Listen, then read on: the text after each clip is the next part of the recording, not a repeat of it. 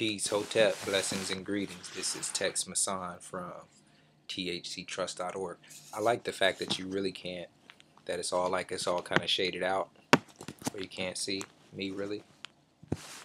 So I made this video,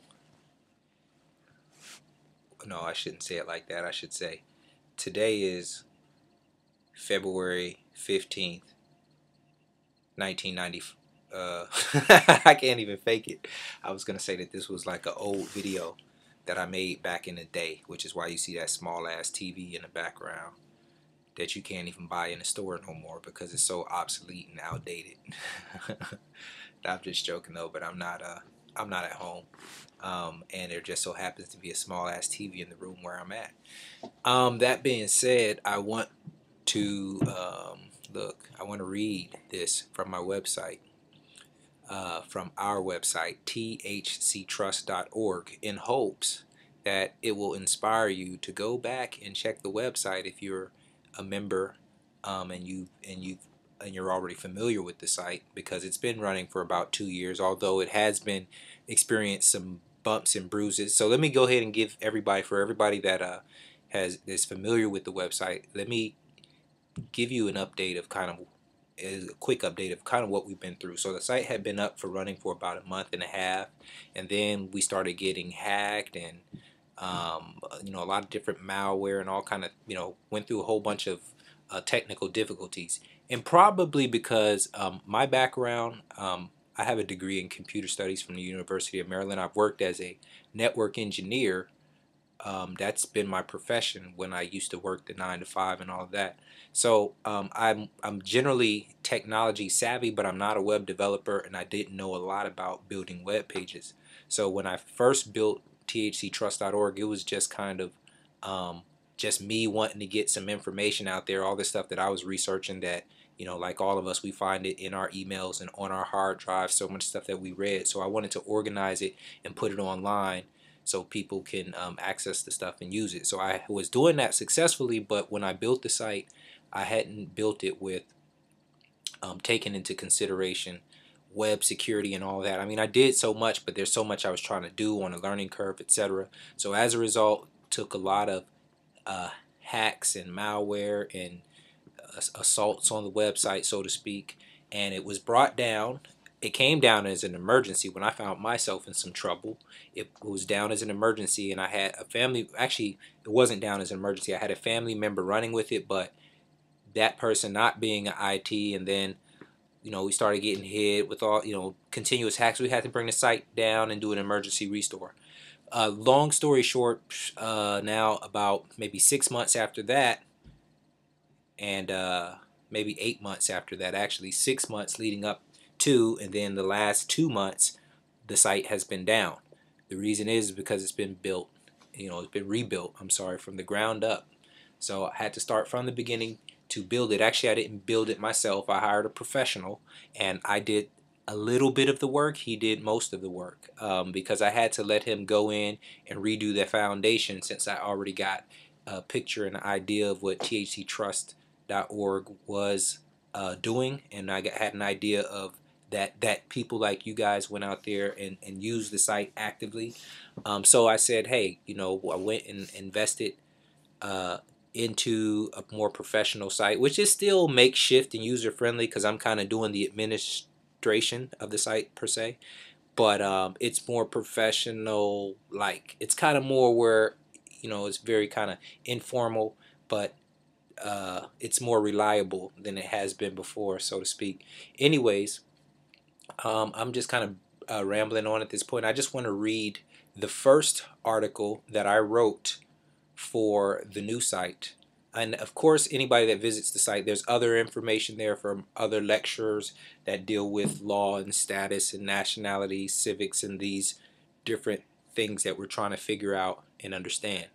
If you don't know what I'm talking about, visit the site, log in if you have an old password. If you don't remember your password, look, there's a link on the site that says forgot my password, and you put in your email address, and those things should work. There's a couple glitches and bugs still, always will be, but send me those and we'll try to get them correct. Sometimes they're going to cause me to have to go do some research to figure out how to do it, or I'll just have to escalate to our backend support. Anyways, this is the first article that I wrote, and I'm just going to read it. And if you like it, go visit the site and see all the new content that's on the website, and some of the old content is making its way back on there. We don't even have 25% of the information that is going to be on the site on there yet. But we have hours and hours and hours worth of information that you can start going through and learning. So another point I wanted to make before I read this. Oh yes, that's the other point I was going to make. Well, so one of my personal goals is, I know it's very easy to get overwhelmed with information coming from everywhere, and then having to read and study and then balance the things you have to do in your daily lives as far as your children, your job, and all of that. So one thing I'm going to do with this site is, there is a lot of information on there, but I'm only trying to concentrate. I want to have the site so that you can know that anything you download or read on the website is something that's absolutely important, that you should be focusing on and that you should be learning more about. I'm not just going to put stuff, busy stuff on there. I'm going to put stuff on here that tends to matter, that is going to get you to thinking in the right direction so that we can master our commercial vessels in the commercial matrix. Anyways, this article is at the starting point. It's an introductory lesson by Tex Masson. The name, the birth certificate, and commercial slavery. You arrived here because you were invited, or perhaps some other path led to this milestone in your search for truth and self-awareness. Most of the content on thctrust.org was selected by the trustees because we agree that it creates an easier path to understanding the commercial matrix that many people are trapped in. You are here because you took the red pill. I know using the matrix as a similitude of what we are doing here is unoriginal, but the matrix is real. The matrix I am referring to is the unseen world of commerce, where there exists a chessboard on a table and two chairs, and the men take their seats to play the game in their proper status. The only problem is, your seat is empty. Instead of taking your seat at the table, you identified yourself as a chess piece, and in so doing, you limited your rights and abilities to that of an inanimate object. Objects are non-living things and possess no rights at all. Consider the freedom of the man at the table in comparison to the piece on the board. They are both in entirely different worlds. They have different limits and restrictions on how they can move and what they can do. I'm talking about the living man as opposed to the chess piece on the board. Different worlds, different rules, different jurisdictions is the distinction I'm trying to make. But yet they're both strangely intermingled in the same game.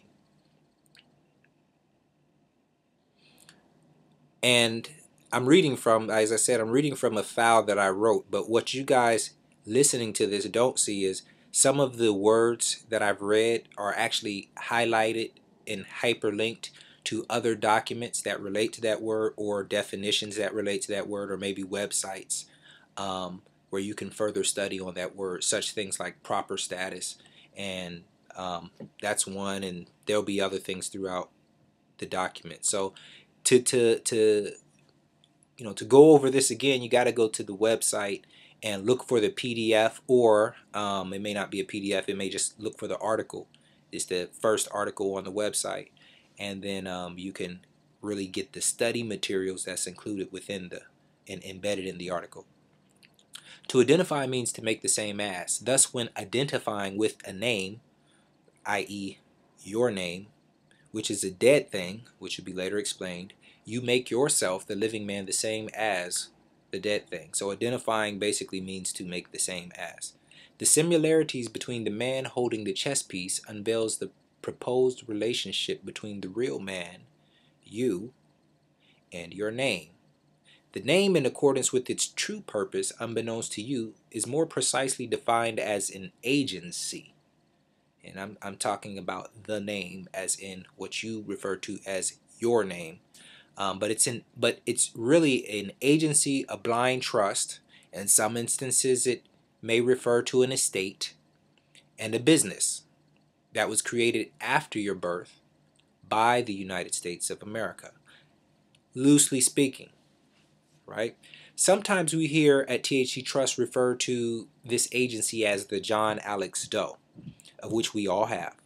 Our intent is to show you the mental aspect and conditioning that results from being taught to identify or make the same as the John Alex Doe inscribed on your certificate of live birth.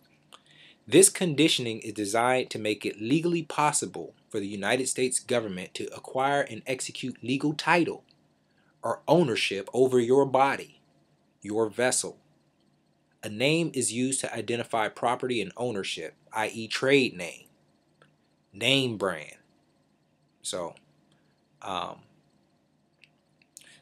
yeah, I guess what I was expressing here is, and we're gonna explain it, further, is that that there's a lot of things that go into the creation of the name on your certificate of live birth, which is really an agency and also known as a blind trust. These things are not, none of those things are living things. Living things are in a different jurisdiction. That's why I brought the distinction between jurisdictions earlier.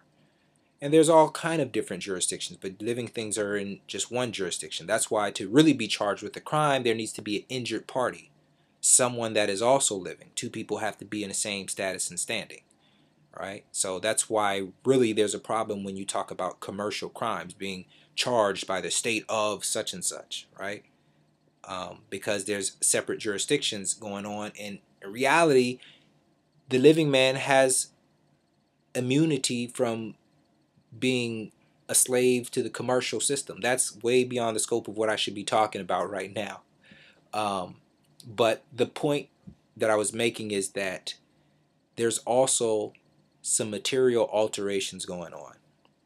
There's some wordplay, some metaphysics, and some manipulation going on, subversive usages of words, and comprehension and understanding, which all goes into the education system and the public school system. But the point I'm saying is to be taught to identify with a name is part of a system of slavery. That's part of the psychological mind conditioning to keep you trapped and enslaved in the commercial matrix that does exist, that is all around you, that you may or may not know. Anyways, let me get back to reading, because I don't want to get off the subject.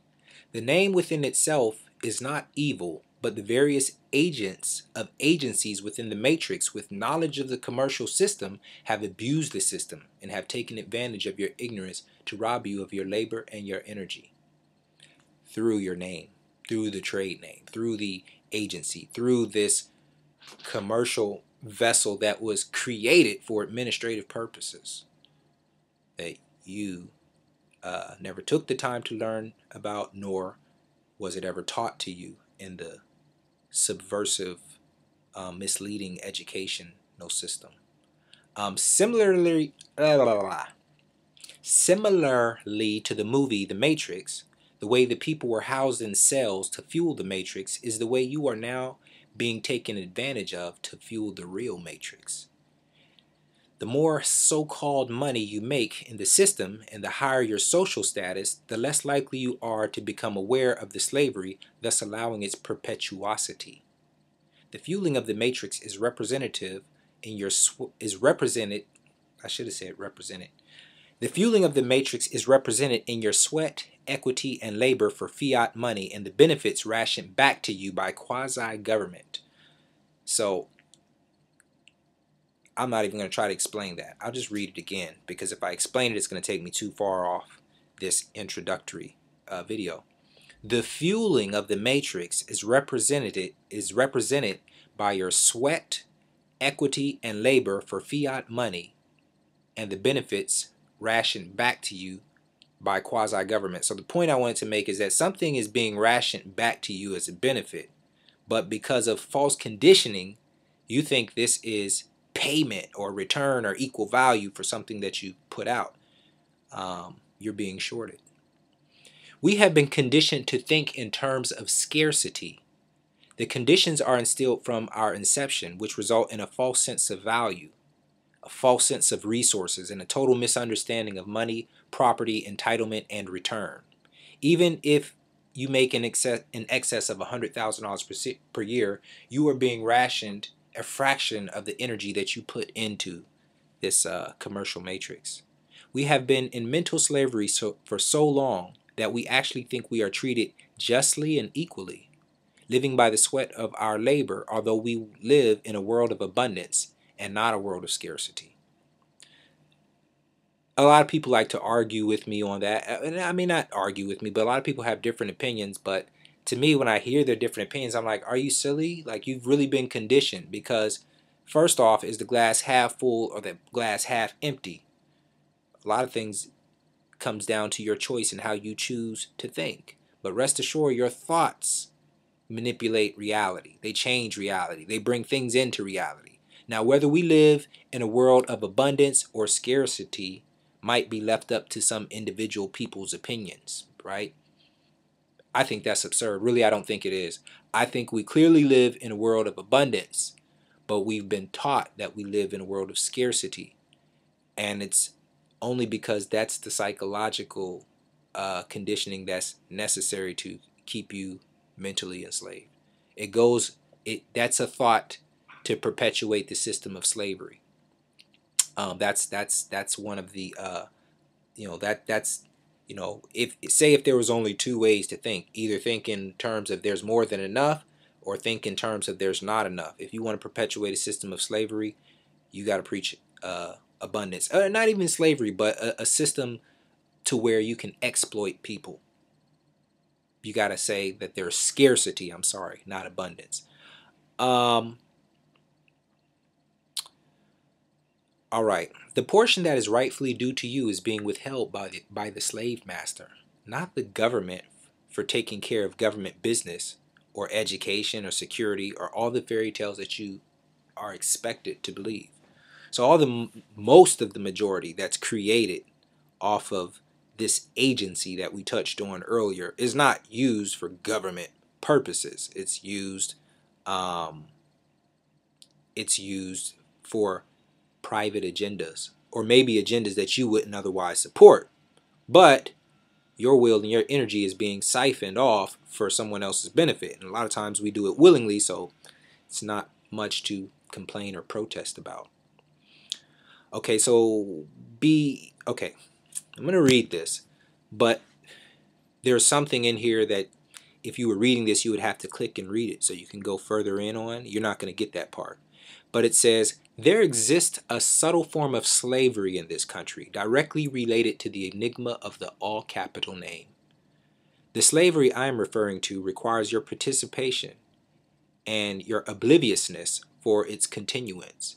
The slavery I am talking about has the same objective as the African slave trade, which essentially robs an individual of his labor and worth to the advancement of slavery. You know what? Totally off the subject. I just thought about this. That's why I was reading that so slow. You might want to pay attention to what I'm saying in here, and I'm going to tell you why. It is off the subject, right? But I'm going to say this, and then I'm going to go back in here, and I'm going to pick it right up. But I'm going to prove what I say. I was doing a video blog once in Atlanta, Georgia, where I used to live. And while I was blogging, or vlogging, voice vlogging or whatever, an orb shot over my shoulder and hovered for a second. And I was looking at the camera kind of how I'm looking at the camera now. So it came over my shoulder this way, and it just hovered for a second. But when it realized that my eyes was on it, it took off. Now, the way I seen it, because unlike now, I was looking at my image in the camera while I was talking. So I seen it coming in electronically over my shoulder and hovered and took off. Now, because, I wouldn't even say this if I didn't have proof, because you would probably think I was crazy, but I'm going to interject that video right here so you can check it out. And maybe you can wake up and say, hey, they got somebody remotely, from wherever, I don't know, another solar system, another planet, government, who knows, spying and checking in on what I'm talking about. So maybe I'm saying something important. Nah, but anyways, let me get back to this video. Alright, so before you let your intellect dismiss what we are showing you, be honest with yourself and answer this question. Do you know what backs the fiat paper money? Do you really know? They do not print it out of thin air and is not backed by any substance such as gold and silver. It is backed by your commercial energy, your faith and credit and willingness to put energy in the system.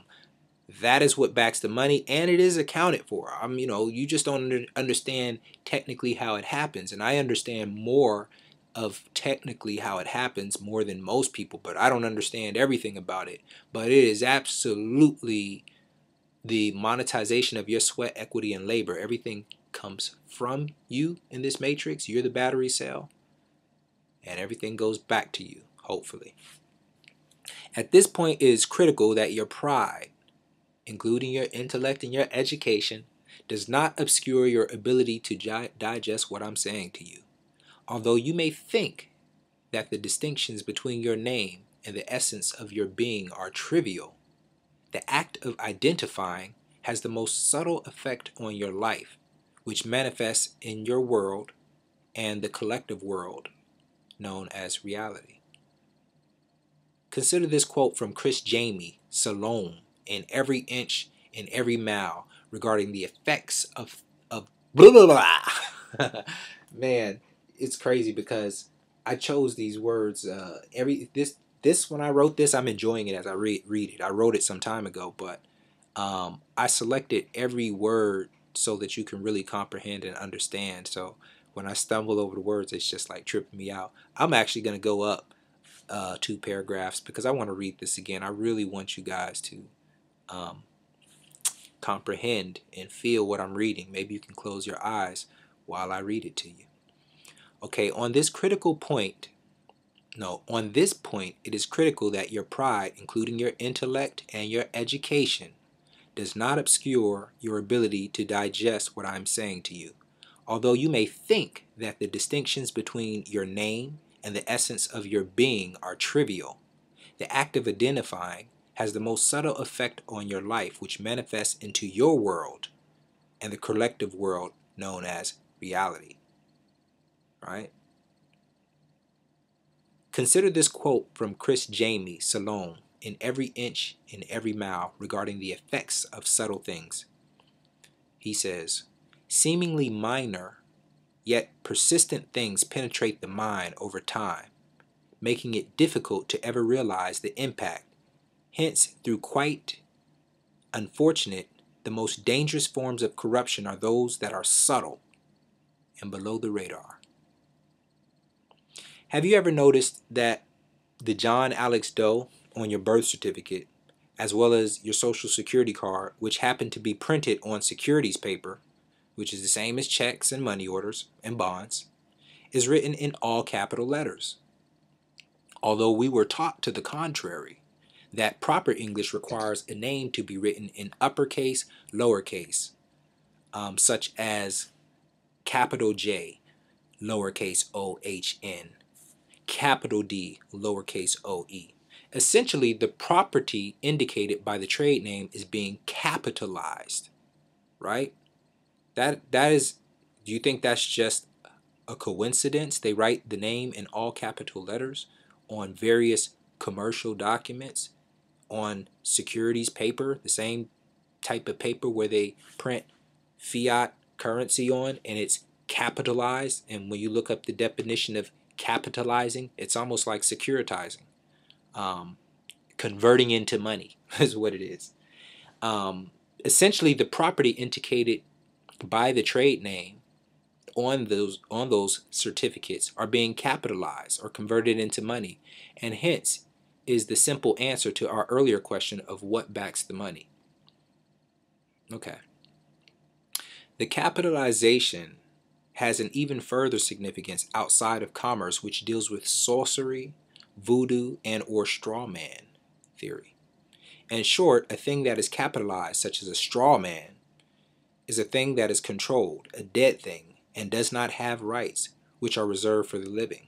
Thus, the calling of the trade name and such words being used in courts like all rise is essentially the summoning of the dead, a form of pagan sorcery. In order to wrap your heads around what is going on, you must be able to separate yourself, the living man, from the all capital name and further understand that dead things do not have rights.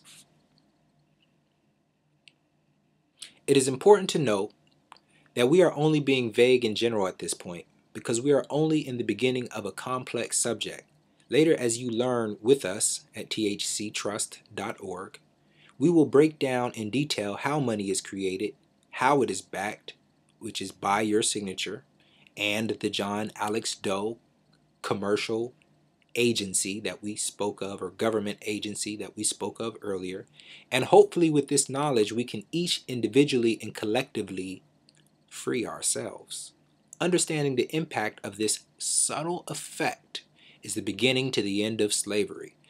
And so what I'm saying is this subtle effect of, or this identity crisis that we have because we don't know what we are. We don't know what it means to identify, which means to make the same as. We don't know what the word you means when you say you this, you that. You know, it's kind of funny. A week ago, I spoke to Redress. It's a great conversation. And I'm always the type of person, I'll talk with you and maybe debate with you a little bit in a conversation. But at the end of the day, I'm going to go back and really marinate on what you said. Right? It just, I actually do it at the end of the day. I wind down and I go marinate and think about all these things. And we had the conversation about the word you this, you that, you whatever.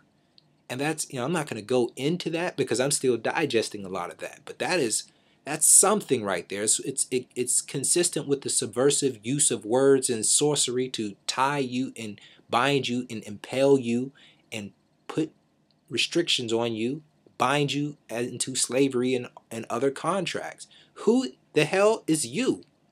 Who is you? What is that? Right? And then you learn how not to let people accuse you. How when somebody says you, who are you talking to?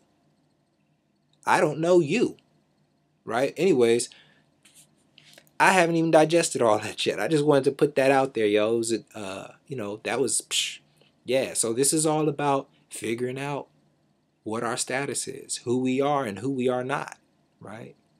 Learning how not to identify, losing this identity crisis. And we haven't really talked about a lot of solutions right now. We're just kind of throwing some things, peeling out back some layers of the onion, unveiling certain things. Anyway, for so long you thought of yourself as the name on the birth certificate, yet on the contrary, only things that are controlled or owned have names. The same way dogs do not name themselves except that which the owner imposes upon it. You see what I'm saying? So only things that are owned have names. Even when you look at the first trust in the book of Genesis, where man was given he was given the authority to name, and then he was given dominion over the earth, right? So that's why he named things, because he owned it. Like I say, dogs don't name themselves. They're named by their owner. Who can name a dog other than the owner? If men didn't own dogs, they wouldn't have names, right? They would be free. How does that work? So there's a lot into these names, and they do signify contracts. This is light talk. Like most people on this website know this, what implied and invisible contracts are. If not, you got to get on this website because I wrote an article about that too. But anyways, the name is an inanimate object and should be acknowledged only in clear light of what it really is. And that's an agency and an instrumentality of the United States. And that's hard for people, and if you let your emotions steer you, then the ship is going to sink, right? Because it is, whether we like it or not. You didn't create that birth certificate, you didn't create the agency, and you don't know how it operates unless you begin to study. Or you can run away from it altogether and just completely do not identify, associate with it whatsoever. And you do have that option. I'm not mad at you if you choose that. I've tried to do it for a strong minute, and I realized that, damn it, I can't get nothing done without using that damn social security number.